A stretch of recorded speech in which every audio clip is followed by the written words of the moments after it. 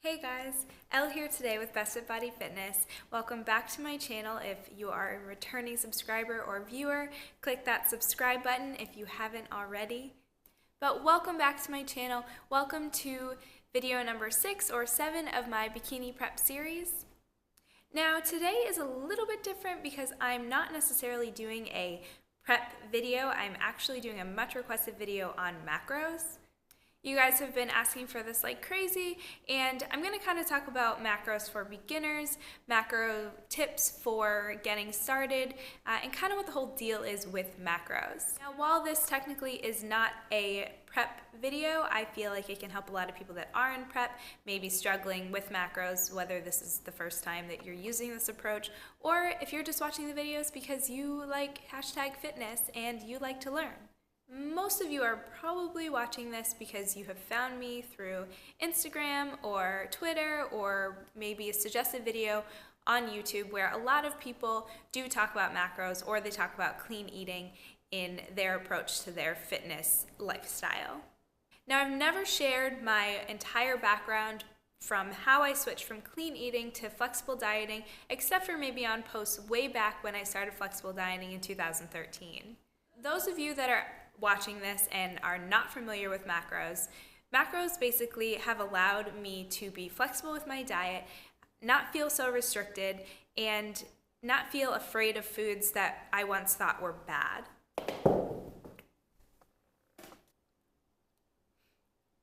Now, I'm not going to go over what macros are, how to calculate your macros, or anything like that. Macros, in short, are carbs, proteins, and fats. And there's tons of articles, tons of information out there. I'll link a few of them down below so you can check it out yourself. But this is not going to be a what are macros videos series at all. It's just going to be a couple tips that I have for beginners to get started, and all your really basic questions, those are answered in several articles and probably other YouTube videos, so that is not what this video is.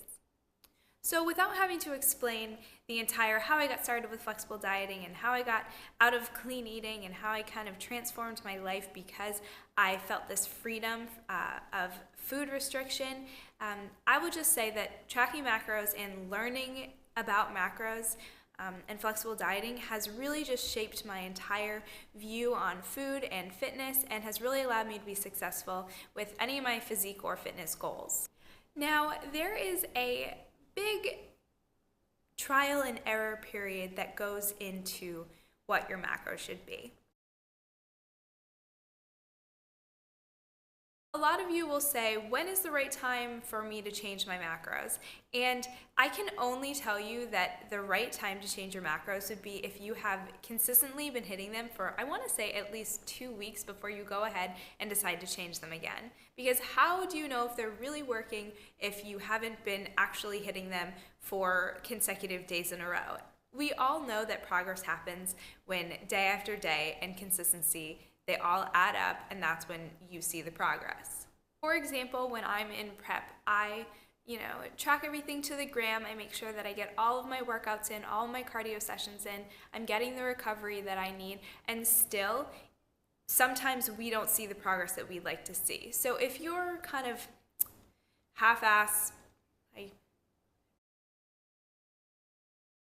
not fully doing it, and you have a couple good days, but then you kind of throw some other days in there that are just completely off the deep end, then the consistency is not enough for you to see whether these macros that you're on are actually working. That goes with when is it time to change your macros, or when is it time to kind of adjust if you're not making progress. So if you have been consistent for 2 to 3 weeks and nothing's happened, take one variable and change it. Whether that be your cardio, your weight training, or your macros, take one of those and make an adjustment. Spend a week or two on that and see what kind of changes those make. Because if you go to change everything all at once, you actually won't know what the real problem is, what's holding you back. So you have figured out your macros, you are sticking to one set. So let's say your goal is fat loss. I'm going to clear up this huge misconception right off the bat. Macros does not mean donuts. I feel like social media kind of goes in like waves. In 2015, yeah, it was definitely 2013 was Pop-Tarts, and 2015 is definitely donuts.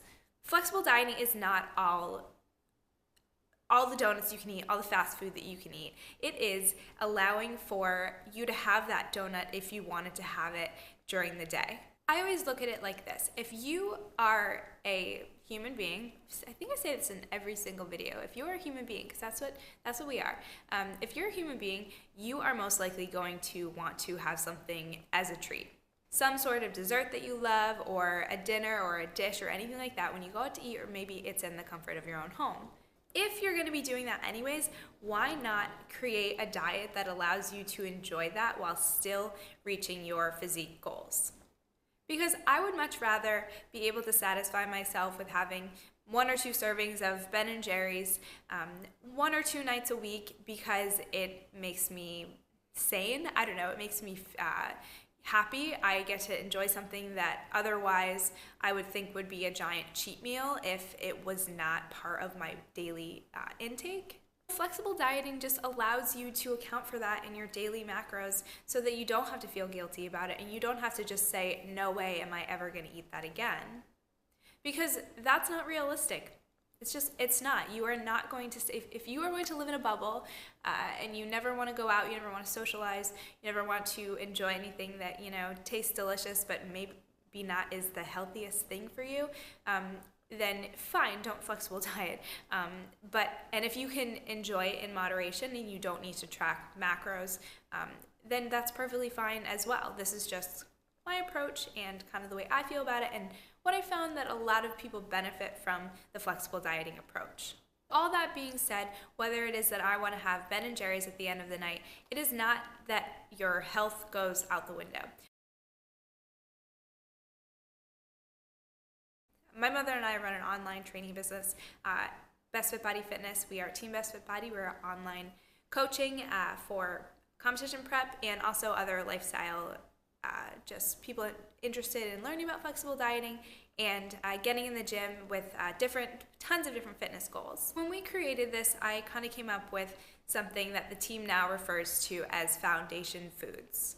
And then there is room when you're a flexible dieter for something that I also like to refer to as fun foods. Foundation foods are your healthy foods that you should build the foundation of your diet with, and the fun foods are the things that you get to throw in as extras if you can make it work. I like to fill about 80% of my daily caloric intake with the foundation foods, which leaves about 20% of my calories to play around and have maybe, say, a skinny cow. Make sure that that's 10 to 20 to 30% of my daily intake. Now that percentage completely is dependent on what your physique goals are or what your health goals are. Some days are 85%, some days are 72%. It really depends on what my schedule is like, and that is the beauty of flexible dieting.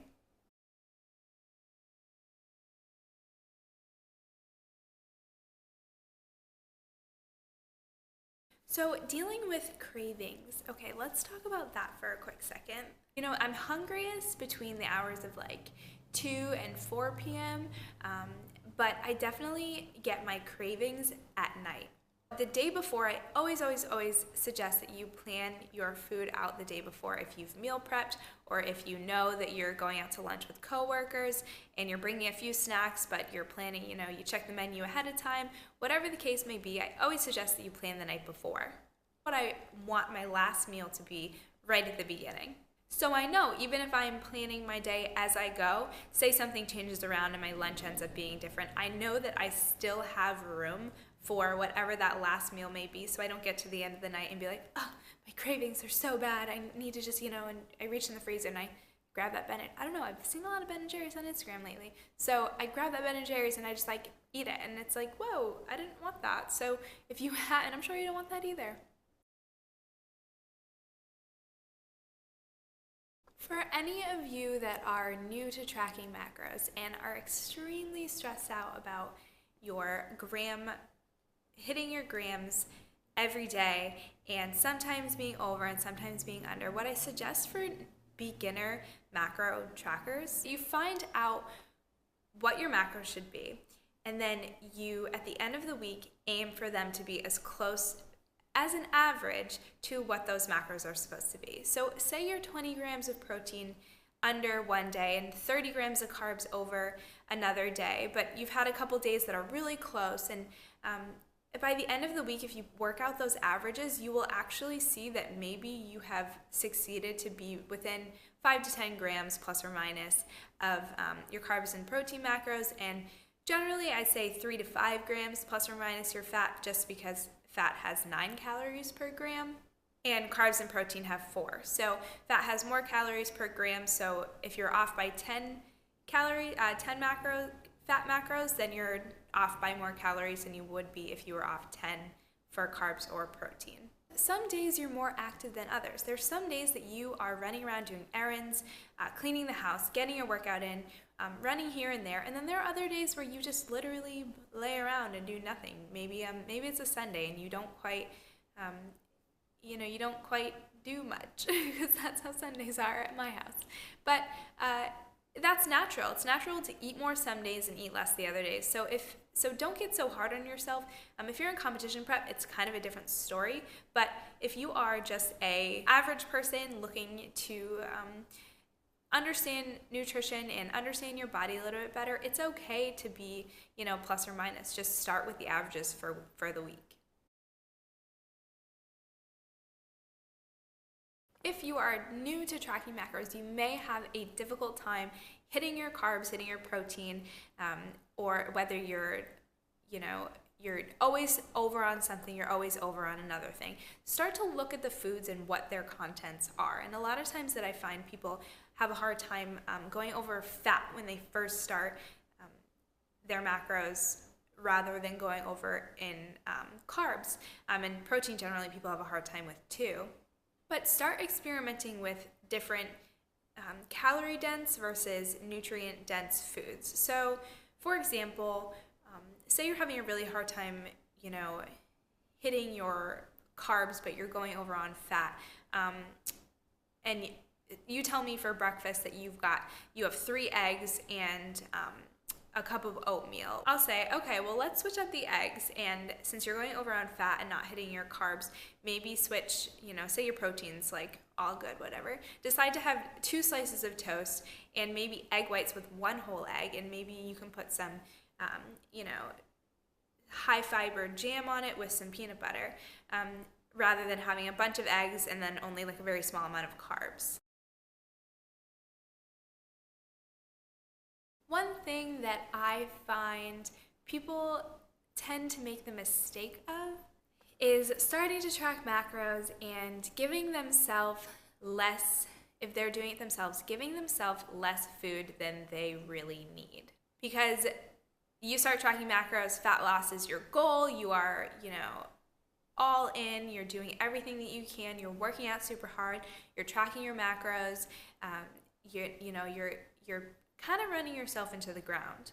This can often lead you to be absolutely miserable, and I can see so many people in the gym just high intensity workout, and sometimes I would never go up to somebody and say like, hey, you're doing it wrong, because everybody has different goals. I don't know what their goals are, but sometimes slow down the intensity, because you are completely burning so many calories that the amount of food that you've given yourself is not going to help you get there, because you most likely will be burning so many calories that you're ravenous and you can't seem to hit those macros.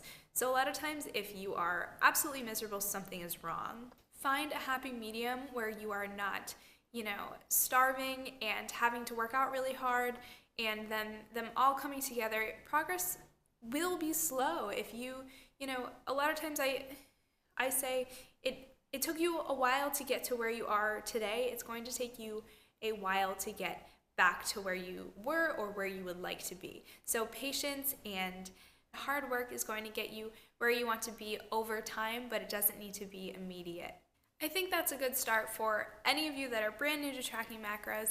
It takes time and patience, but there's a bunch of resources out there that kind of explain to you what macros are and how to get started with them. So I'm going to leave those links for you guys below. Be sure to give this video a thumbs up and like it if you found it helpful, and subscribe to my channel if you have not already. I am taking requests for the bikini prep series. I've already done a bunch. They are in the playlist, and will be doing more, but I felt like everybody's asking about macros, and so many people say Google when someone says something about macros.